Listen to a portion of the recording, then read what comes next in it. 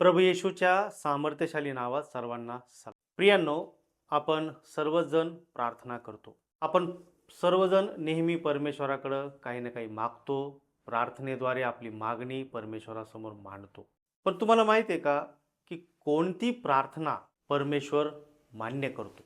कोणती प्रार्थना परमेश्वर ऐकतो? किंवा आपली प्रार्थना ऐकली जावी यासाठी आपण ती कशा प्रकारे करावी याविषयी कधी विचार आपण केलाय का? बायबलमध्ये बऱ्याचशा प्रार्थना आपण वाचतो. बऱ्याचशा प्रार्थना बायबलमध्ये आहेत. बरेचसे उदाहरणं बायबलमध्ये आहेत.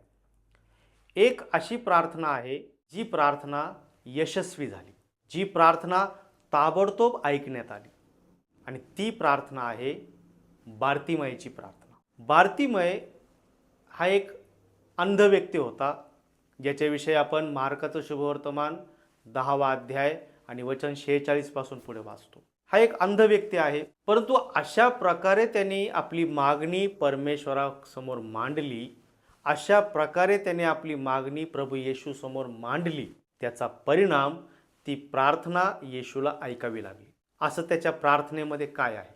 बार्तिमयची प्रार्थना आपण पाहतो. त्या प्रार्थनेमध्ये प्रामुख्याने मला त्या ठिकाणी 4 महत्त्वाच्या गोष्टी दिसतात. पहिली गोष्ट, बार्तिमयची प्रार्थना प्रभू येशूने मान्य केली.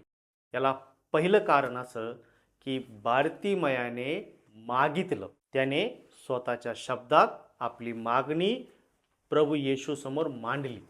दुसरी गोष्ट आपण पाहतो बार्तिमयाच्या प्रार्थनेमध्ये काय आहे, तर त्याच्या प्रार्थनेमध्ये आहे सातत्य. त्याने मागितलं, पण एकदा मागून तो थांबलेला नाही, तर त्याने सारखं सारखं ते मागितलं.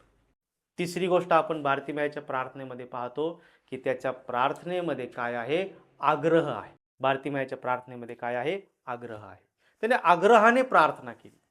त्याची प्रार्थना ही उगाचच काहीतरी मिळमिळीत किंवा देवा द्यायचं तर दे, नाही तर जाऊ दे, अशी प्रार्थना नाही. त्याच्या प्रार्थनेमध्ये काय आहे? आग्रह आहे, आणि आग्रहाने मागितलं. आणि चौथी, शेवटची आणि महत्त्वाची गोष्ट ती म्हणजे त्याच्या प्रार्थनेमध्ये काय आहे? विश्वास आहे. आणि म्हणून ह्या 4 गोष्टी जर आपल्या प्रार्थनेमध्ये आहेत, त्याने स्वतःच्या शब्दात मागितलं, त्याच्या प्रार्थनेमध्ये सातत्य आहे, त्याच्या प्रार्थनेमध्ये आग्रह आहे, आणि चौथी गोष्ट त्याच्या प्रार्थनेमध्ये विश्वास आहे.